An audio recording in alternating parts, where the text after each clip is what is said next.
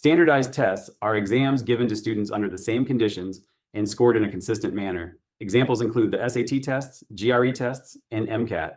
They are used to assess a broad range of students' knowledge and skills. Advocates and critics of standardized testing offer various arguments supporting their views.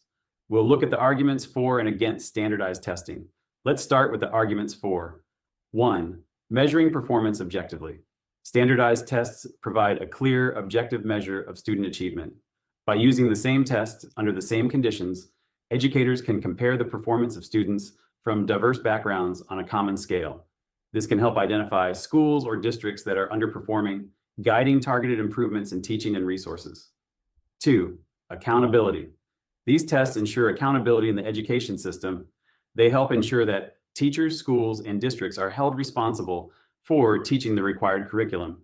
Without standardized testing, it would be difficult to know if schools are succeeding in their primary mission of educating students. 3. College admissions.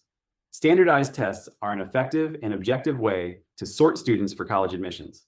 Tests like the SAT and ACT offer colleges a consistent basis for comparing applicants. Since high school courses and grading standards vary widely, these tests provide a common metric that admissions officers can use to evaluate academic preparedness and potential. 4. Highlighting disparities. Standardized tests can highlight disparities in achievement among students of different racial, socioeconomic, and geographic backgrounds, prompting necessary interventions to bridge these gaps. Now let's explore the arguments against standardized tests. 1. Teaching to the test.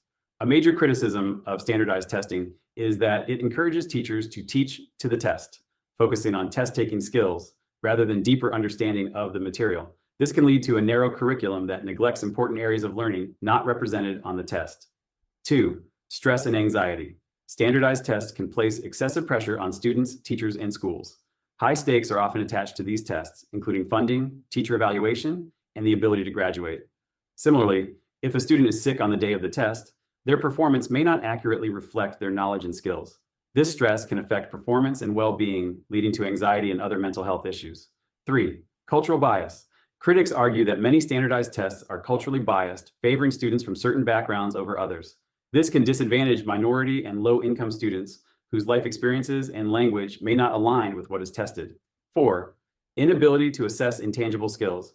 For example, standardized testing can stifle creativity and critical thinking skills. Since these tests typically focus on multiple choice questions and rote memorization, they may not accurately assess important skills like problem solving, collaboration, and innovation.